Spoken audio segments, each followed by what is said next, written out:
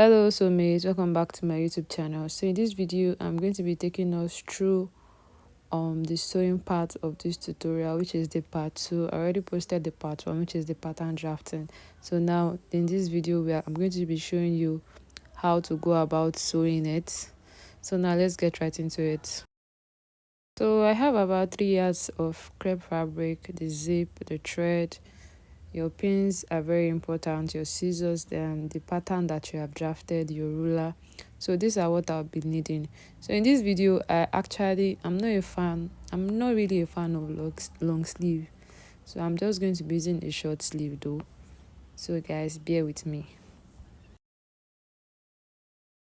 I have gone ahead to place the boat pattern on the fabric and I've cut it out. So around the neckline, the armhole, and the shoulder, I use 0.5 inches for sewing allowance, while by the side like this all the way down I use 1 inch, while on the hem line I use 1.5 inch. So now you also make sure you notch your bust dart, notch it down.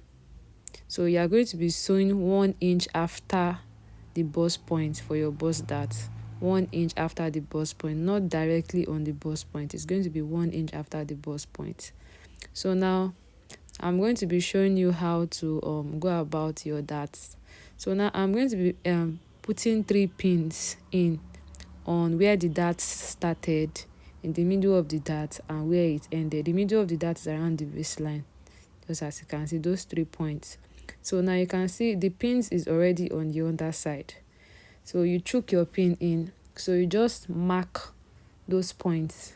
So and on the waistline you get the midpoint, that where the pin is, then you mark your 0.75 on both sides. So you also do that for the other side. That's the way I usually do it, so I don't get confused. So that's the way I usually do that point. So next, this is the back pattern. So now around the armhole, the neckline, the shoulder is 0.5. Then the zipper allowance, I used 1 inch all the way down. Then for the side, 1 inch all the way down. Then the hem line 1.5 inches. The same way I explained the front dart is the same way I did the back dart as well for the 2 sides. So it makes it easy for me that way. So next up, I'm going to be cutting a facing for the neckline of the front pattern and the back pattern. Oh, sorry, for the front panel and the back panel. So this is the front panel. So this is the facing I cut out for the front panel, just as you can see. So this is it. This is the facing I'll be using to turn it to the wrong side. So now this is what it looks like. I also ironed paper stay to it just to make it firm. If you have a weaving machine, you can weave in that place, but I don't have. I'm just using iron to hold it down. I'll just stitch it down. So I also cut a facing for the back as well, just as you can see. So this is what we have. You cut a facing for the front and the back panel.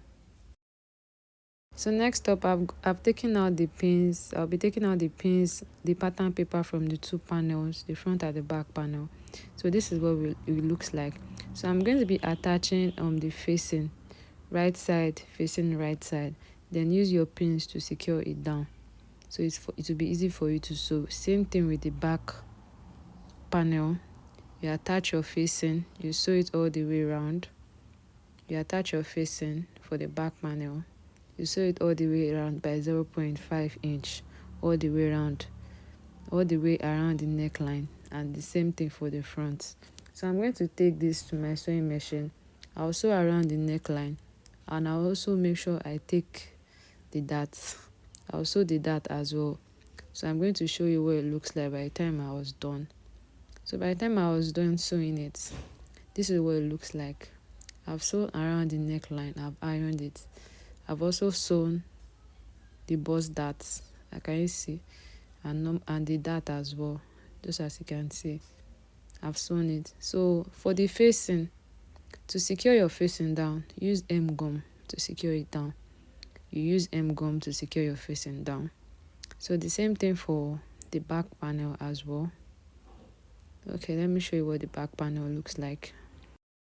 So for the back panel as well, I've gone ahead to sew the dart and the zipper allowance by 1 inch. You can see, I've sewed the neckline and I've ironed it. Look at it. So to secure the facing for the back as well, you use your M gum. You use it to secure it down. So next up is to craft out that underbust lacing thing, the lacing bar. So you are going to measure from your shoulder to your underbust. So just note it down. Then you also measure how long you want it to be. Do you get? So in this case, I'm using 9 inches, and I'm also indicating the 1 inch sewing allowance. I'm not sure you can see what I'm doing. So I'm indicating the 1 inch sewing allowance. Do you understand? I'm just noting it down. So now you want to determine the width. So now the width you can use, for me, I stopped at the dart line, but you can go further above the dart line. Do you understand it for yourself? So this point I stopped at the dart line. So you can go further. You can go further after the dart line. Maybe like 1 inch further. Do you understand? Depends on what you want. Me, I didn't want it to be too wide. Was that I stopped at that point. So now in this case, I am going to be cutting. The bottom part was about 7 inches. Do you get? Inclusive of the sewing allowance, and the length I had was about 9 inches. So the total length I'll be cutting now is 10 inches, because I'm going to be sewing at the top and the bottom. So now I'm just going to get this fabric, fold it into two, mark this as the starting line. Then I'm going to determine how long it is. The actual length is 9, but I'm marking 10 inches. Do you get? So I'm marking 10 inches, then I'm going to roll a straight line across, just as you can see. So the width of the bottom part, that is around the hip line, do you get, is about 7 inches. So I'm going to be marking 7 inches, just as you can see. I'm going to mark 7 inches on both sides. Then I'll roll a straight line. You are going to cut out 2 pieces for this, for both sides. So now I'm just going to go ahead and cut. Please, when you are cutting, please cut out 2 pieces for both sides. You cut out 2 pieces. So I'm just going to be using my pins to secure it down. So I'm going to bring out the front pattern like this, the front panel I mean. So I'm going to be placing it where the underbust is. Do you get? So remember, the largest inches I used was about 7 inches, which was around the hip line. So I'm just going to arrange the fabric that way. So it's going to be like 7 inches on both sides. I'm just going to arrange it. So I'm going to turn it the other side this way, so that I can cut out the excess by the waist side, just as you can see. So now this is what I have. You can see. So I'm going to use this one now to cut the second piece, to cut the second side. Then I'm going to sew on the top and the bottom, 0.5 inch on the top and bottom. Then I'm going to iron it, turn it out, and then iron it. So this is what I have after ironing it, after stitching it. So I'm going to indicate the underbust on both sides like this, and place it this way, using my pins to secure it down, just as you can see. I'm also going to do that for the other side. So I'm going to take it to the sewing machine and join the shoulder. You join the shoulder, then you mark out your underbust, your waist measurement, your hip measurement. You mark everything round and also sew it. So I'm going to go ahead and join the shoulder, then stitch the 2 fabrics together by this side. I'm going to go ahead and do that.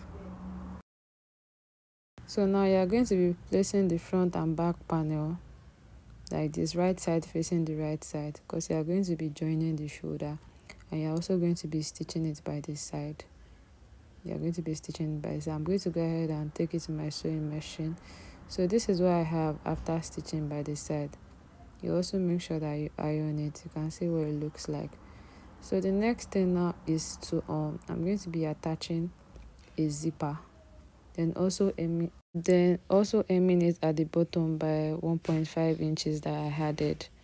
So you can use your gum to just gum it down if you don't want to stitch it.